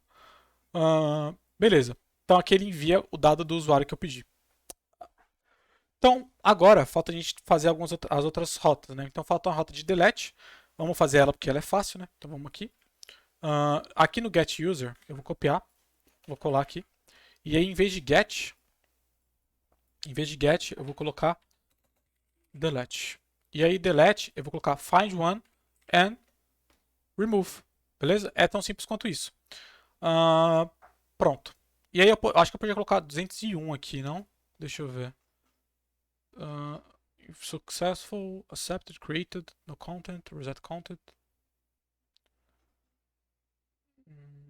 Eu acho que aqui poderia ser 201. Ok, mas eu vou deixar assim que eu não tenho certeza. Então, 201 envia o usuário que foi removido. Então, esse usuário aqui não existe mais, foi removido. Mando ele para eles. E é isso. Vamos remover agora esse usuário. Então, delete user. Pronto. Agora eu vou vir aqui em rotas. Delete user. E aqui eu vou pegar esse mesmo usuário que eu tinha e vou enviar com o curl um delete. E aí eu preciso, no caso, eu preciso do header setado. Deixa eu apagar tudo isso aqui. Apaguei demais. Tá. Vou escrever do zero. Beleza. E aí eu vou passar só isso, né? Não precisa passar nada. Eu acho que é só acessar. Tá, talvez precise.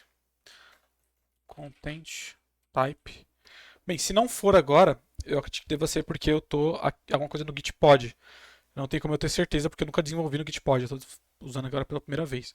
Então, um pouco de paciência aí, né? Então, content type, application, application, JSON, traço D. E aí a gente coloca que o nome. Não precisa passar nenhum corpo. Isso aqui é delete. Tá pensando em atualizar já. Acho que. Hum.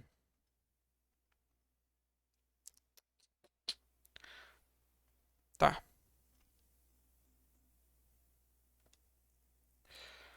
Tá. Uma coisa que eu posso fazer pra gente conseguir testar isso é abrir aqui um terminal. Então eu vou cuidar de abrir aqui um terminal e já volto. Tá, eu vou ter aqui, rapaziada. Na real, o que faltou mesmo foi eu importar o delete user. Ele estava aqui, mas não estava aqui em cima. Então agora eu removi o usuário. Na real, eu vou ter que criar outro só para mostrar para vocês que está funcionando. Então, deixa eu voltar aqui. Eu vou voltar no document, submit o John Doe. Agora, vamos voltar para pegar o novo ID do usuário. Tá aí. Vamos pegar um usuário só. Tá aí também. E agora vamos remover o usuário que a gente estava trabalhando, né? Então, apaga aqui e apagou tudo. Então, na real, o que eu vou fazer é voltar. Deixa eu colocar curl x delete. Vou colocar o header, né? Content type application JSON. E eu vou passar o URL agora, que vai ser essa URL aqui, para deletar o usuário. Deletou. Se a gente voltar aqui agora, não vai ter mais nada para exibir. Ó. O F5 aqui, não tem mais nada. Ok. O último que a gente vai fazer é o patch. Então, para a gente fazer o patch, a gente tem que atualizar as coisas. Então, vou colocar um update user aqui. Provavelmente vai dar erro por enquanto, mas tudo bem. Então, update user, provavelmente crashou porque ele não vai encontrar. E a gente já adiciona ele aqui no controller. Então, eu posso fechar isso aqui já, né? Porque ele não vai precisar mais. Eu vou colocar ele aqui no controller. Então, get user, delete user, e aí falta o update user. Então, const update user, essa é uma função assíncrona. O update user é um pouco diferente, porque eu só vou permitir para o usuário alterar a senha e o nome dele. O e-mail ele não vai poder alterar. E aí eu tenho um truquezinho para a gente conseguir fazer isso de uma maneira um pouco mais simples. Então, o usuário vai enviar no corpo da requisição o que ele vai querer atualizar. Então, lá no rec.pod, do mesmo jeito que quando a gente cadastrava, a única coisa que vai mudar é o tipo do método. Então, no mesmo jeito que a gente cadastrava um usuário, a gente vai atualizar. A gente vai pegar o que ele vai atualizar no rec.body. Então, eu vou fazer um vetor de updates a partir do que me enviaram das chaves no rec.body. Após isso, eu vou fazer um vetor com os updates que eu vou permitir serem feitos. Então, eu vou permitir atualizar a password e vou permitir atualizar o nome. Além disso, eu vou fazer um teste para ver se o usuário só enviou atualizações que são permitidas. Se não, vai dar erro. Então, com xValid operation, então eu vou pegar o vetor de updates que o usuário mandou e para cada um deles eu vou fazer um teste. Então, eu vou ver se o update que ele mandou, se ele está incluso no meu vetor de updates permitidos. Então, se ele tiver no meu vetor de updates permitidos, tudo certo. Se não, vai dar erro. Então, se ele não tiver aqui, vai dar erro. Ok. E aí, se o isValid operation é false, né, quer dizer que não é possível fazer essa operação. Então, eu vou dar um return res.status 400 JSON. Na real, eu posso dar vou dar um throw new error e vou colocar invalid updates. Beleza. E aí eu tenho que mover isso aqui no try catch, né? Então, deixa eu apagar isso aqui. Try catch. Um detalhe é que eu não uso VS Code, né? Então eu não sei exatamente a keybind para atualizar, para indentar o código. Então vamos fazer isso aqui na mão. Certo. Eu vou copiar esse response status aqui para colar aqui. É o mesmo. E aí, se os updates são válidos, a gente atualiza. Então, para atualizar, eu primeiro vou procurar o usuário que ele mandou, né? O ID do usuário que ele mandou. E aí eu posso copiar daqui do delete user, do get user, que é o get user. Então, get user, eu vou procurar esse usuário. Aí, agora que eu procurei esse usuário, eu sei que os updates que eu tenho agora são válidos. Então, no updates, para cada um deles, for each, para cada um deles, eu vou pegar o update e vou fazer a atualização. Então eu vou lá no usuário que eu peguei no banco de dados e vou ir no campo da atualização e colocar o valor que está lá no RecBody, que é o valor novo, certo? Depois disso eu salvo e mando o novo usuário alterado já pela API. Status 200. A status 200 é o padrão, tá? Mas eu coloco para ficar mais verboso e ficar claro que isso aqui deu sucesso. JSON user. Pronto. Uma coisa que faltou ver, fazer um teste para ver se ele achou o usuário, né? Então, se não tiver user, eu dou um... Deixa eu copiar. É um 404 aqui. User not found. E rapaziada, pausei que tá rolando discussão de futebol aí no fundo, mas é isso aí. Enfim, voltando aqui, a gente fez o método de deletar, vamos ver se ele está funcionando. Então, eu vou vir aqui e não tem nenhum usuário cadastrado, eu tenho que cadastrar um usuário para testar. Então, o John Doe aqui, eu vou cadastrar ele aqui. Tá. A gente tem um problema aqui já. Por quê? Eu posso alterar a senha do John Doe aqui, né? Então, eu permiti ele alterar a senha dele. Se ele for alterar a senha dele, ele não vai passar pelo hashing, né? Porque o hashing é só aqui na função de create. Eu teria que colocar lá de novo. Então, eu vou fazer uma coisa, que é, eu vou mover a parte em que eu realmente passo esse hashing da senha. Então, em vez de fazer o hashing no método de criar o usuário, eu vou fazer o hashing lá no model do usuário antes de salvar. Então, eu vou pegar o seguinte. Eu vou copiar. Eu vou copiar qual parte? Tá. Deixa eu ver. Isso aqui tudo, né? Então, eu vou copiar isso aqui tudo. Eu vou lá no meu modo do usuário. E aí eu vou usar no esquema aqui, ó, no user schema, um método chamado pre. Então, pre indica que ele vai fazer alguma coisa antes, né? Então, antes do quê? Antes do save. Antes de salvar, ele vai executar essa função. Então, ele vai executar essa função. Essa função vai receber um parâmetro next, que ele vai... Isso aqui é como se fosse um middleware também. Então, ele vai executar o próximo depois da fila. Então, ele vai executar o código que eu tinha. Eu estou colando e não está mais aqui no meu Ctrl V, então vou ter que fazer de novo. Então, const user igual a this. Se o usuário foi modificado, is modified, não tem esse método. Tá, se o usuário foi modificado, eu acho que tem sim. Se ele modificou a password, se ele cadastrou uma nova senha ou alguma coisa do tipo, ele vai alterar a senha do usuário para ser um hashing, né? User, password, com o salt. Então vamos vir aqui no controller, dar um Ctrl C, pronto, colei. Eu vou pegar ele aqui de volta e vou colar aqui. Então é só copiar isso aqui e já era. Além disso, eu tenho que pegar o bcrypt e jogar aqui. Pronto. Agora já devia estar funcionando. Para testar, né? Vamos novamente carregar isso aqui. Então, eu vou cadastrar mais um usuário, John Doe 2, submit, cadastrado. Deu tudo certo aparentemente. Não tem como ver a senha, mas vamos tentar alterar a senha dele aqui e depois visualizar. Na real, eu vou colocar para visualizar a senha, porque eu acho que é útil no momento. Então, password, pronto. Vamos voltar aqui. Tá, aí ó, ele passou pelo hash. Agora vamos atualizar esses dados. Então vamos supor que eu quero mudar a senha de 123 para 1234. Então a senha está aqui, a gente vai atualizar o de 122. Então fiquem de olho nesse valor, porque ele vai mudar para outra coisa bizarra também, mas vamos tentar notar a diferença. Dá um zoom aqui. Então eu vou pegar esse ID, vou colocar aqui na barra, e aí eu vou passar aqui um cur x patch content type, cola isso aqui, e aí eu passo aqui que eu vou atualizar.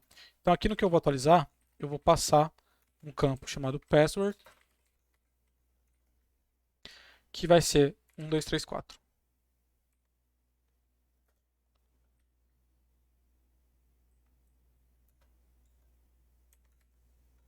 1234. Pronto. Então agora a senha tem que estar 1234. Vamos ver aqui se isso aqui vai mudar. Então, vamos ver primeiro aqui. Essa é a string que era antes, eu vou copiar. Mudou, né? Tinha um 8 aqui, né? Uma coisa assim. Era assim e ficou assim, ó. Então ele realmente atualizou. Tá. A gente vai fazer uma função de login também, né? Para ver se a senha vai ser compatível. Mas não agora. Então, a gente acho que acabou a parte do usuário. Antes de fazer a parte de login, eu vou criar uma nova rota, que vai ser uma rota de autentificação, que vai ser da seguinte maneira. Então a gente tem essa rota dos usuários, e eu vou criar uma rota para simplesmente autenticar. Então, ou eu posso deixar aqui. Tá, acho que talvez eu deixe aqui. Acho que eu vou deixar aqui por enquanto, talvez a gente mova depois para outro arquivo. Então eu vou colocar uma rota de login. E essa rota de create users,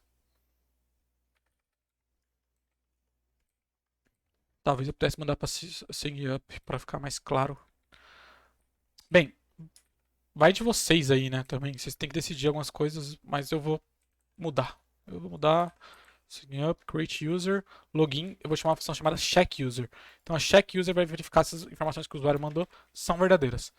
Então eu vou aqui nesse meu HTML, eu não vou querer mais o nome. Eu vou testar só se está funcionando o login. Então aqui no login, eu vou chamar a função de check user. Então, lá no controller, eu vou criar uma função chamada checkUser. Então, const checkUser.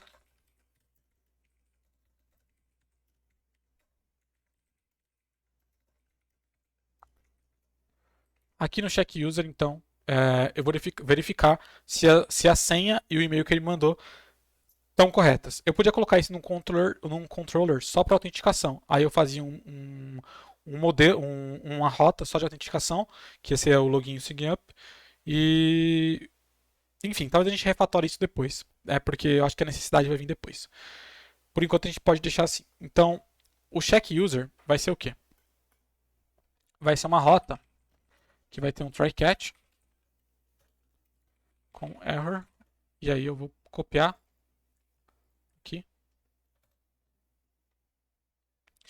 E check user. Bora lá, bora lá. Primeiro de tudo, eu tenho que procurar o usuário que ele está mandando, né? Ele vai mandar no rec.body. Então, se não tiver usuário, erro 404, bad request, né? Então, const user, tal, user not found. Ok, isso aqui a gente já tinha antes. E agora a gente tem que checar a senha. A gente tem que checar se a senha que ele mandou está certa. Então, const check password igual await compare. É o compare do bcrypt. Isso aí, já importou para mim. E aí eu vou comparar a senha que ele mandou no body, rec.body.password, com a senha do usuário que eu achei no banco de dados.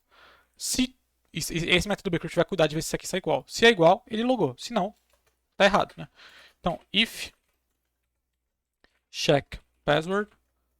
Então, se deu erro, isso aqui se deu falso, né? Não é igual. Throw new error, login incorrect. Na real, eu acho que vou botar essa mensagem aqui também, para o cara não saber se o usuário existe ou não, né?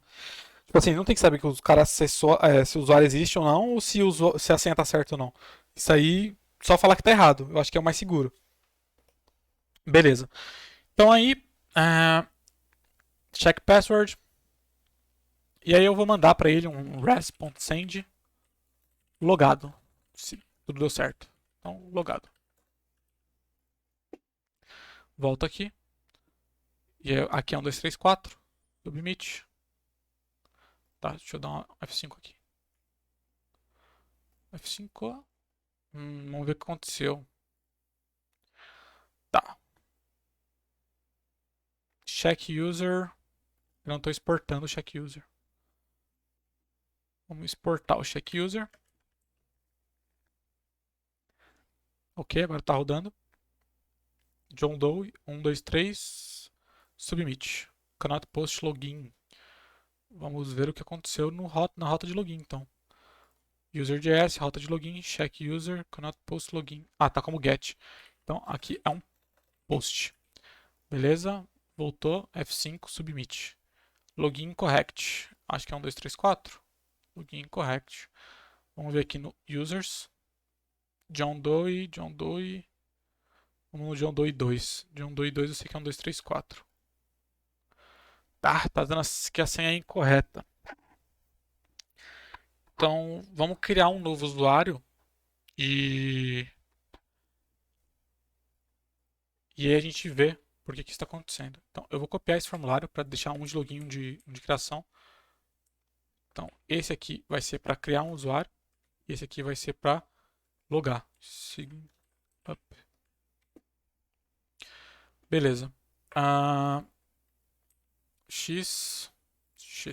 Só colocar qualquer coisa aqui. F5. Esse aqui cria, o outro não cria. Tá, peraí. Value. Isso aqui tá errado. O valor tá errado aqui.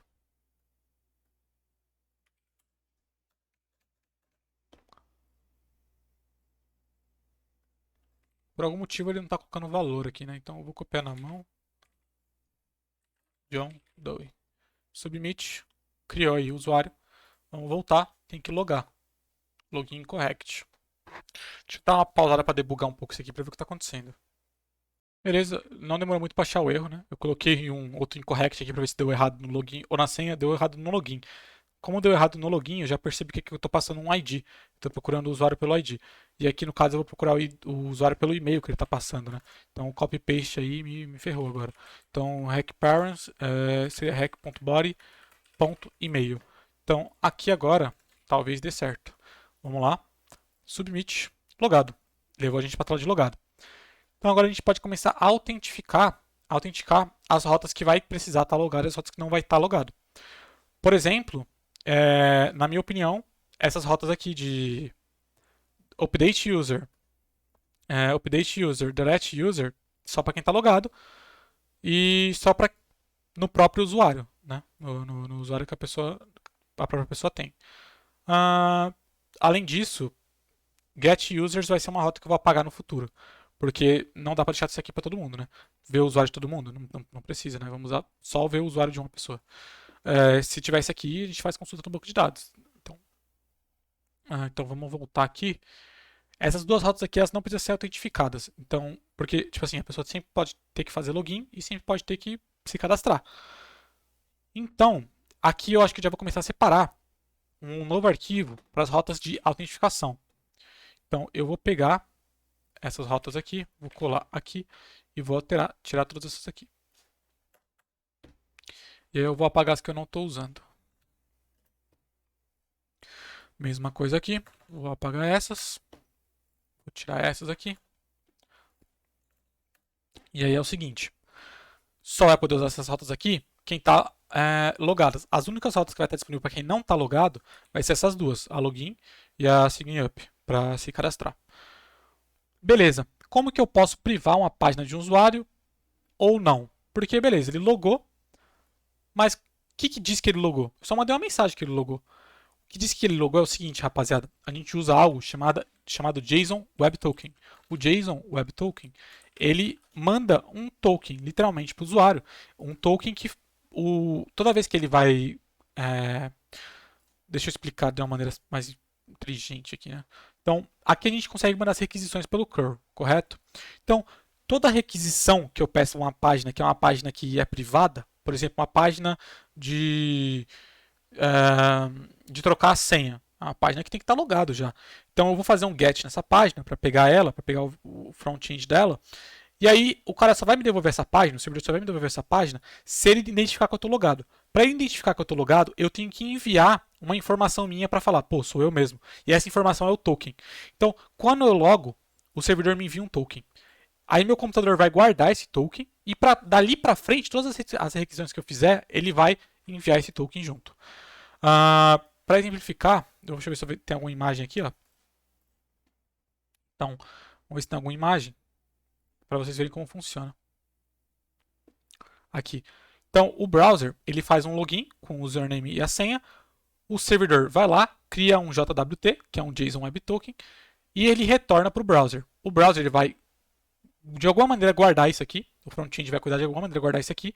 E ele vai enviar nos headers de autorização, nessas requisições. Do mesmo jeito que eu colocava esse header aqui, ó, de Content Type Application JSON, a gente pode colocar mais de um header. E a gente vai colocar um header de autorização que vai ter esse token que eu vou enviar. Beleza? Então, eu preciso usar essa biblioteca do JSON Web Token. Para isso, vamos lá instalar o JSON Web Token. Então, yarn add JSON Web Token. Então, instalou.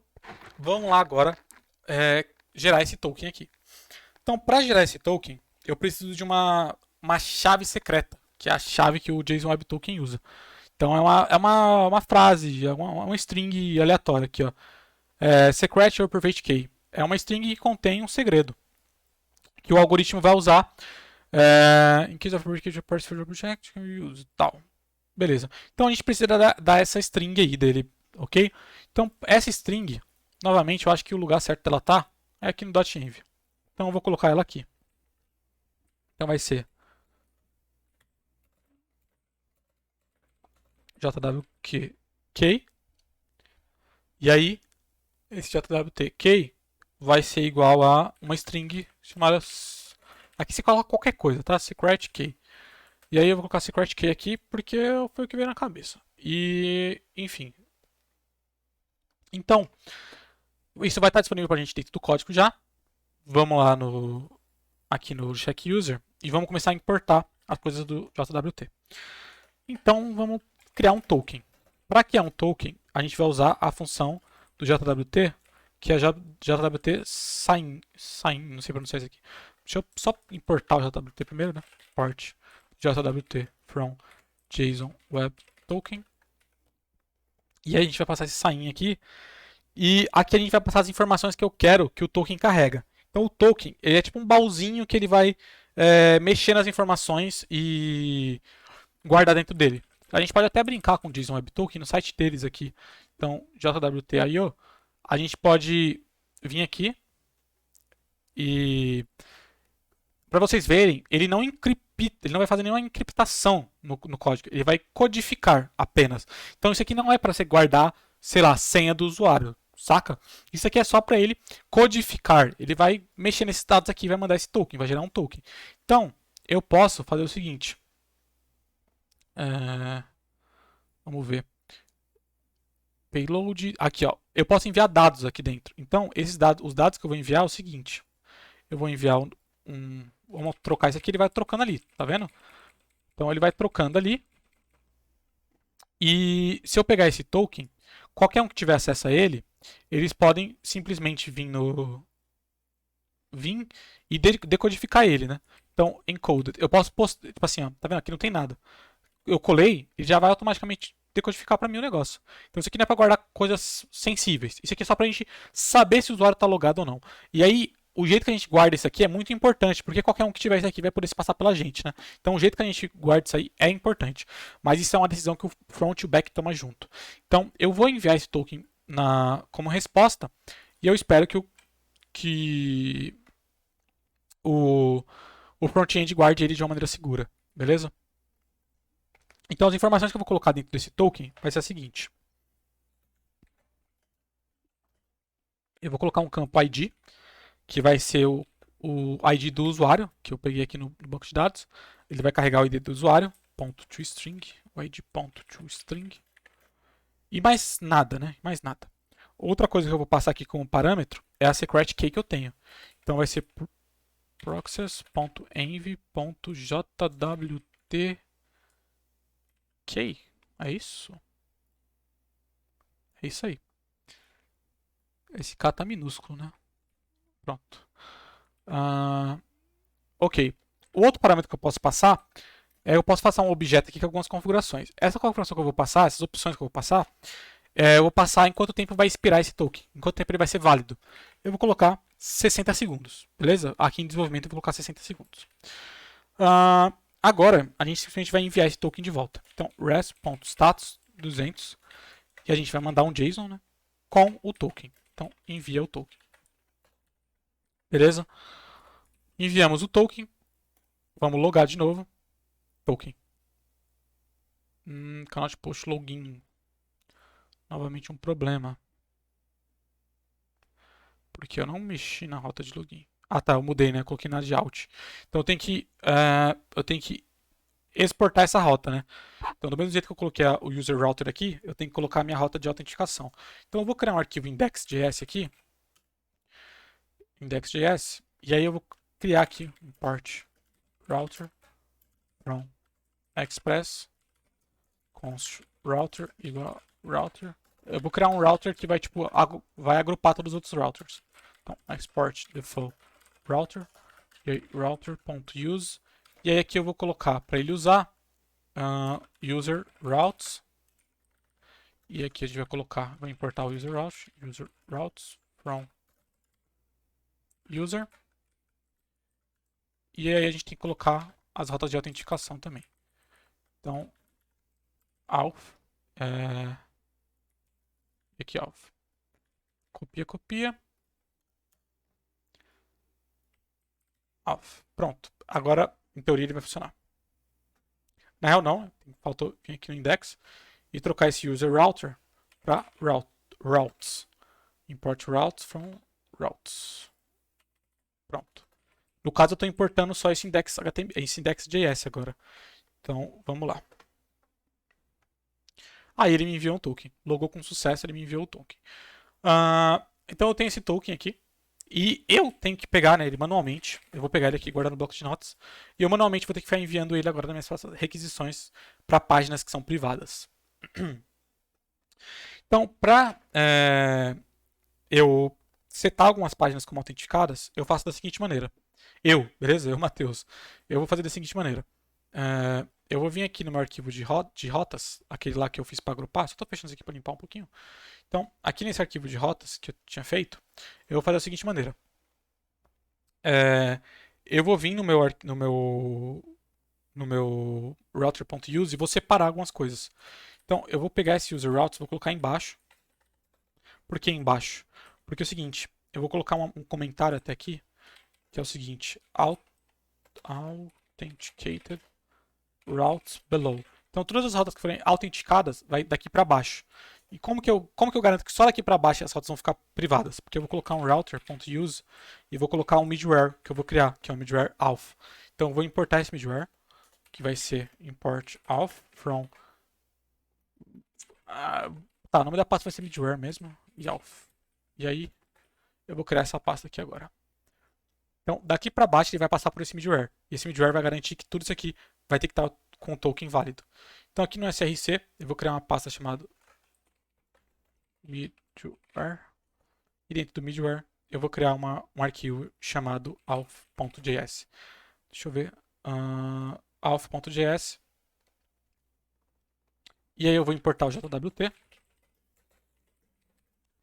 From JSON Web Token. Vou importar. Eu vou precisar saber o usuário, então eu vou importar o modelo do usuário. Models user. E aí, vamos lá. Const auth. Vou criar uma função do mesmo jeito que eu estava criando das outras lá, res, só que essa aqui vai ter um argumento a mais, que vai ser o next, que é um argumento que o Express também passa, só que a gente nunca precisou, então eu nunca coloquei.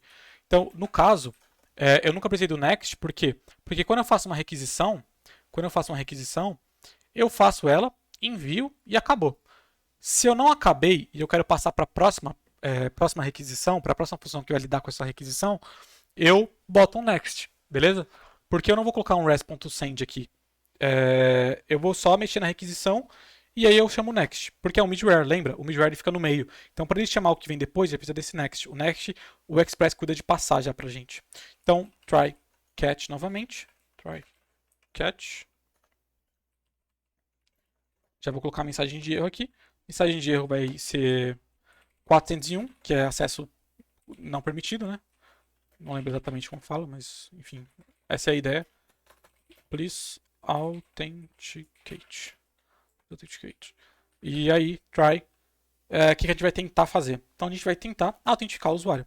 Então, deixa eu só exportar essa função. Export default auth. E aqui dentro a gente vai tentar autenticar esse usuário. Então, como eu falei para vocês, eu espero receber o token no header. Eu podia receber o token no cookie do browser. Porém, eu tenho que combinar isso com o back-end e o front-end. Como eu estou tomando uma decisão aqui agora, eu vou esperar receber isso no header, beleza? Então, requisição no header, eu vou pegar o que tiver escrito authorization, vou pegar o header de autorização e vou, quando a gente envia, né? Quando a gente envia esse token pelo header, a gente envia da seguinte maneira: a gente manda um authorization, aí 2 pontos, bearer, aí a gente coloca o token aqui. Então a gente envia desse jeito, sendo que o token, aquele monte de negócio, vem aqui. Então eu tenho que separar algumas coisas. Então eu vou pegar e vou trocar a parte que está escrito bearer com espaço por nada, para mim pegar só o token, tá? Só o token. E aí eu vou decodificar esse código desse token com a função do JWT que é a verify. Então eu vou verificar esse token com a minha chave, minha frase de segurança, vai. Process.env.jwt.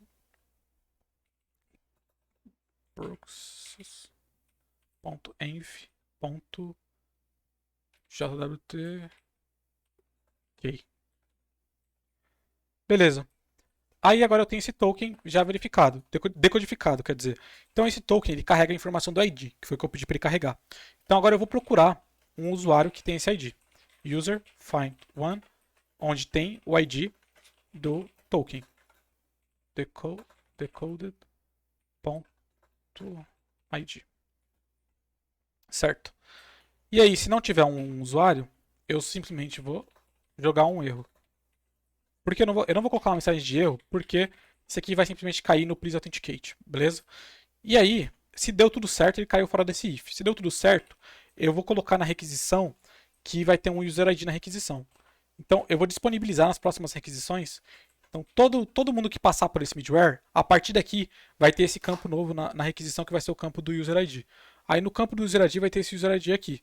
E aí eu chamo o método next, porque o método next garante para mim que isso aqui vai ser que vai chamar o próximo método que vai lidar com as rotas, beleza? Então eu salvei aqui. Agora vamos voltar lá pro arquivo de rotas e deve estar funcionando já, tá? Normalmente isso aqui já deve estar funcionando. Então as rotas autenticadas vão ficar abaixo dessa linha e acima vão ficar as que todo mundo pode acessar. E aí eu chamo esse middleware, que é o middleware do alpha. Então agora vamos chamar o método de login para a gente pegar um novo token e vamos testar se está funcionando. A gente tem, no caso, uma rota para testar aqui. A rota que a gente tem para testar é a rota de usuários, né? A rota de usuários retorna para a gente todos os usuários. Ele já está falando que a gente tem que autenticar. Se eu subir essa rota para cima do alpha, a gente não precisa mais autentificar, beleza? Então a gente não precisa mais autentificar. Então ele está pedindo autenticação.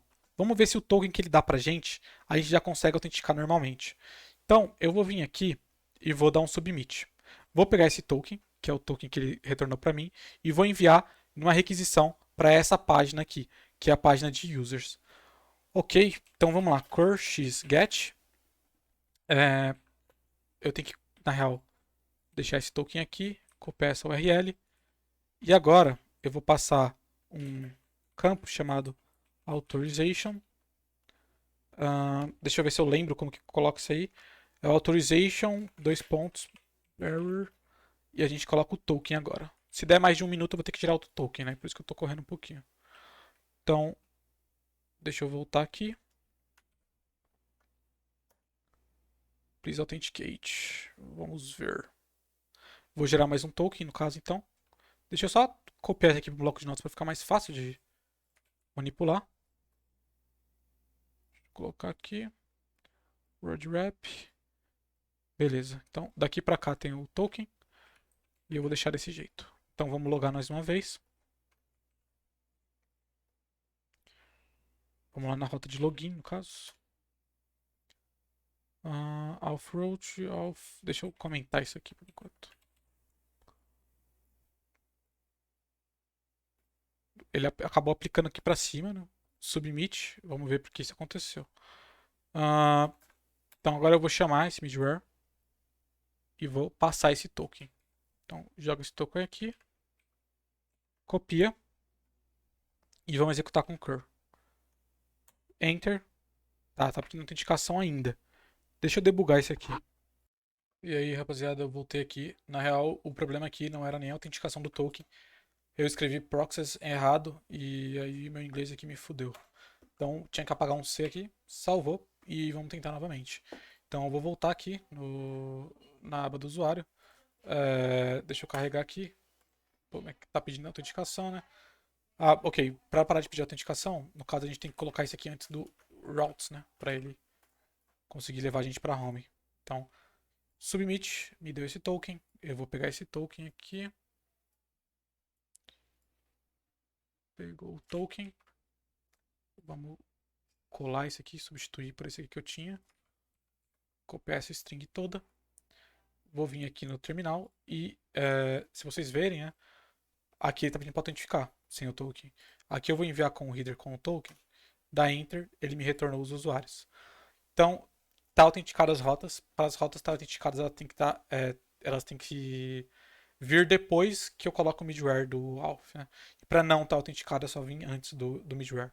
Onde que eu chamo ele aqui no index.js. Então, eu chamo ele sempre que tudo que eu chamo antes dá para acessar sem estar logado. Acho que é o suficiente para vocês verem como se faz um back-end. É um pouco complexo, né? Enfim, se vocês tiverem mais dúvidas aí, eu posso mandar mais coisas para vocês, mais conteúdos. Eu acredito que seja o suficiente. O próximo passo seria vocês dar uma olhada nisso aqui, ó. Vou tentar passar por cima, já que eu não vou mostrar no vídeo. Mas eu tenho um repositório aqui, que é o Task Manager. Então, vou vir aqui no Task Manager. Ele tem aqui mais de um módulo, e eu queria mostrar isso para vocês como eles se relacionam. Então, eu tenho o usuário. Aqui eu tenho o usuário. Eu tenho o task. Então, cada usuário é tipo um app de to-do list, saca? Então, o negócio aqui é o seguinte: eu tenho esse owner que se refere a um usuário. Então, tá vendo que ele pega essa ref do user com o maiúsculo. Então, isso aqui dá pra gente associar um model com o outro.